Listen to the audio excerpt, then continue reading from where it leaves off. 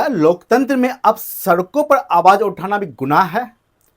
दिल्ली की सड़कों पर वो नजारा दिखा जिसने पूरे देश का ध्यान खींच लिया।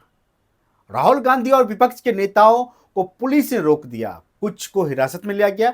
आखिर मामला क्या है, चले जानते हैं विस्तार से। नमस्कार दोस्तों, मैं अरविंद कुमार, आपका स्वागत है एचडीएन लाइव में। इंडिया ब्लॉक ने संसद से चुनाव आयोग तक एक ऐतिहासिक मार्च निकाला जो वोट चोरी और एसआईआर के विरोध में था, लेकिन दिल्ली पुलिस ने उसे बीच में ही रोक दिया।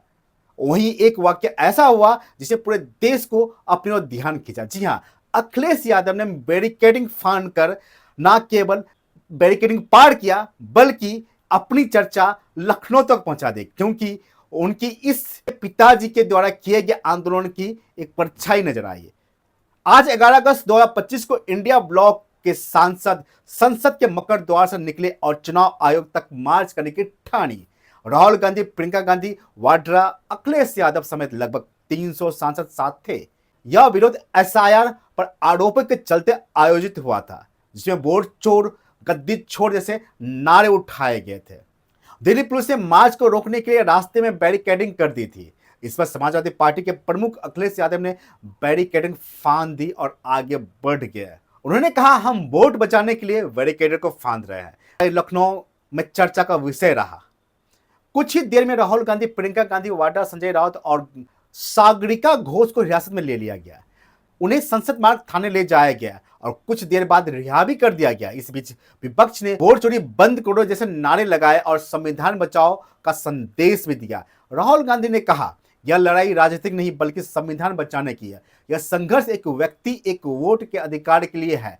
हमें एक साफ मतदाता सूची चाहिए। वहीं मल्लिकार्जुन खड़गे ने सवाल उठाया, अगर सरकार हमें चुनाव आयोग तक जाने नहीं देती तो वे किस बात से डर रहे हैं? यह मार्च केवल एक प्रदर्शन नहीं था, यह लोकतंत्र की रक्षा की पुकार थी।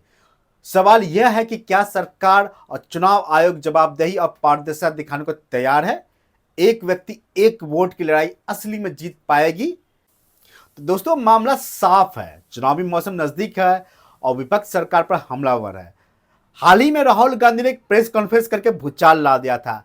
राजनीतिक गलियारों में चर्चा का विषय बना था, जहां पर चुनाव आयोग की कलाई खोल के सबूतों के साथ प्रदर्शन किया, जिसके बाद सरकार और चुनाव आयोग बिल्कुल नाराज हो गए थे।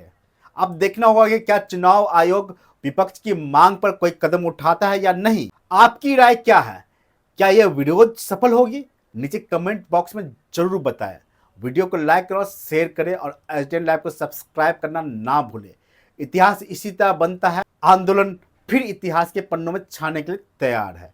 अब देखना है इतिहास के पन्ने इस लम्हों को कैसे याद रखती है। जय हिंद, जय भारत।